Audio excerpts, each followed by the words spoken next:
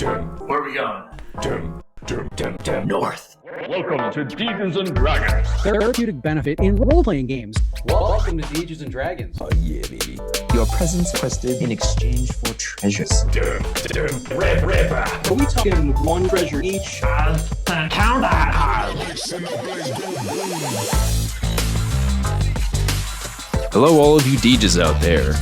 We hope you've been enjoying Season 2 so far.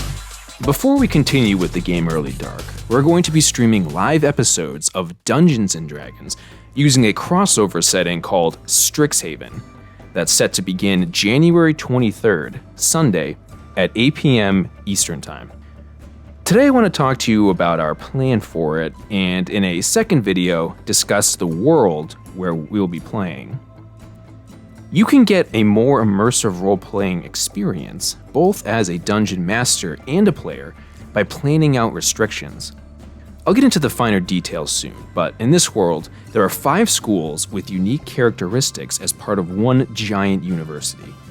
I've asked each player to choose the school they belong to in real life. This serves as to make their character relatable. Even if they want to create a being as alien as possible, there are going to be similarities somewhere. The shared interest will establish a point of reference for the players. I then told them to select any race or class in the entire fantasy multiverse of Dungeons & Dragons and encourage them to try ones they've not previously roleplayed. This led to a homebrewed race and new classes all around. This is helpful for broadening horizons and perspective building.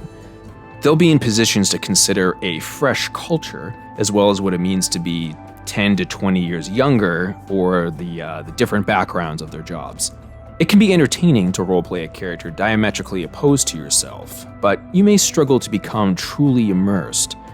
3 of our 4 players I'm meeting for the first time once we play, so I don't know their personalities and how they differ from our established characters. But by selecting the schools they belong to as people, there will be that relatability, allowing them to pour parts of themselves into the roleplay. The final restriction I placed was forbidding any discussion about their characters in advance. In our gameplay, the characters will all be meeting for the first time at the start of the game. There won't be any pre-established bonds, so to make the experience more realistic, they won't know anything about each other. We as people don't look at someone and subtly know their entire story. There will be this cool opportunity for characters to grow together while also allowing for genuine learning. Let's say we have Sir Lindbergh, a brave knight who is the son of a tyrant werewolf lord. When we all know this in advance, we're removed from the intrigue. Oh, his backstory is he rejected his father's ways and became a do-gooder in opposition. Instead, we meet Sir Lindbergh for the first time, a knight who appears to be overcompensating for something. We go on our adventure where he fights the forces of evil with almost too much fervor. 2 weeks in, we come across a plundered village. The perpetrator is staring up at the setting sun with an ominous aura. He turns around and says, "Hello, son." The players all individually know they're not this villain's son, except Sir Lindbergh. Now they start eyeballing each other. It seems like they've been led into a trap. Sir Lindbergh can frantically attempt to explain himself after already being exposed, but the fact he fought so hard before could be interpreted as being a spy. We have this crossroads where the players must question their bonds. They can come out the other side stronger than ever, or feel jaded that they weren't informed previously. The other piece when players create a party together is they'll attempt to eliminate any weaknesses. We have a warrior who is strong, distracting, and can take punishment. We have a sneaky character who can disable alarms and use subterfuge. We have a charismatic champion who can talk out of bad situations while healing everyone. And finally, we have an intelligent wizard who knows all the answers and commands the elements. Strictly from a game perspective, sure, that's great. We'll go far and rarely struggle. That isn't a reasonable reflection of life, though. People will often find themselves in difficult scenarios where the exact skills required aren't ever present. You'll also probably be close friends with someone that shares your interests and/or abilities.